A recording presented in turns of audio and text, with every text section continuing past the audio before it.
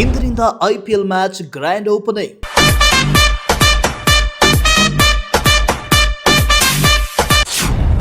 IPL ಟಿಕೆಟ್ಗಾಗಿ ಸದನದಲ್ಲಿ ಶಾಸಕರ ಪಟ್ಟು.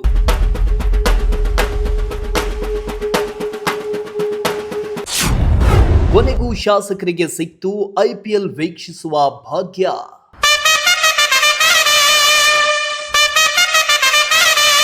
ಕೋಟ್ಯಾಂತರ ಮಂದಿ ಕ್ರಿಕೆಟ್ ಅಭಿಮಾನಿಗಳು ಕಾತುರದಿಂದ ಕಾಯ್ತಾ ಇದ್ದ ಐಪಿಎಲ್ನ 19ನೇ ಆವೃತ್ತಿ ಆರಂಭಕ್ಕೆ ಕೌಂಟ್ ಡೌನ್ ಶುರುವಾಗಿದೆ.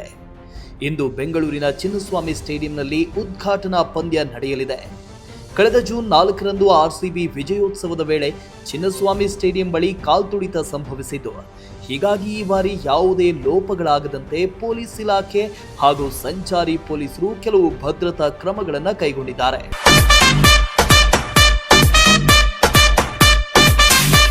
ಹೌದು, ಬೆಂಗಳೂರಿನಲ್ಲಿ ಬರೋಬ್ಬರಿ 18 ವರ್ಷಗಳ ಬಳಿಕ ಉದ್ಘಾಟನಾ ಪಂದ್ಯ ನಡೆಯಲಿದ್ದು, ಕಳೆದ ವರ್ಷದ ಭೀಕರ ಕಾಲ್ತುಳಿತದ ಬಳಿಕ ಮತ್ತೆ ಬೆಂಗಳೂರಿನಲ್ಲಿ ಕ್ರಿಕೆಟ್ ರಂಗೇರಲಿದೆ. ಮೊದಲ ಪಂದ್ಯ ಚಿನ್ನಸ್ವಾಮಿ ಕ್ರೀಡಾಂಗಣದಲ್ಲಿ ನಡೆಯಲಿದ್ದು, ಆರ್ಸಿಬಿ ಹಾಗೂ ಎಸ್ಆರ್ಎಚ್ ಮುಖಾಮುಖಿಯಾಗಲಿದೆ. ಈ ಬಾರಿ ಟೂರ್ನಿ 2 ತಿಂಗಳಿಗೂ ಹೆಚ್ಚು ಕಾಲ ನಡೆಯಲಿದ್ದು, ಟ್ರೋಫಿಗಾಗಿ ಈ ಬಾರಿಯೂ 10 ತಂಡಗಳು ಸೆಣಸಾಡಲಿವೆ.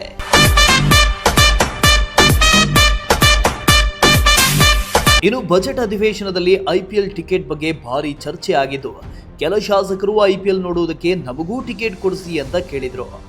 ಈ ಬೆನ್ನಲ್ಲೇ ಕೆಎಸ್ಸಿಎ ಅಧ್ಯಕ್ಷ ವೆಂಕಟೇಶ್ ಪ್ರಸಾದ್ ಸಿಎಂ ಸಿದ್ದರಾಮಯ್ಯ ಹಾಗೂ ಡಿಕೆ ಶಿವಕುಮಾರ್ ಅವರನ್ನ ಭೇಟಿ ಮಾಡಿ ಉದ್ಘಾಟನಾ ಪಂದ್ಯಕ್ಕೆ ಪ್ರತಿ ಶಾಸಕರಿಗೆ 2 ಉಚಿತ ಪಾಸ್ಗಳನ್ನ ಹಾಗೂ ಚಿನ್ನಸ್ವಾಮಿಯಲ್ಲಿ ನಡೆಯಲಿರುವ ಮುಂದಿನ ಪಂದ್ಯಗಳಿಗೆ 4 ಉಚಿತ ಪಾಸ್ಗಳನ್ನು ನೀಡಲು ಕೇಳಿಕೊಂಡಿದ್ದು, ಅದರಂತೆ ಎಲ್ಲಾ ಶಾಸಕರಿಗೂ ಐಪಿಎಲ್ ಟಿಕೆಟ್ ಸಿಕ್ಕುವಂತಾಗಿದೆ.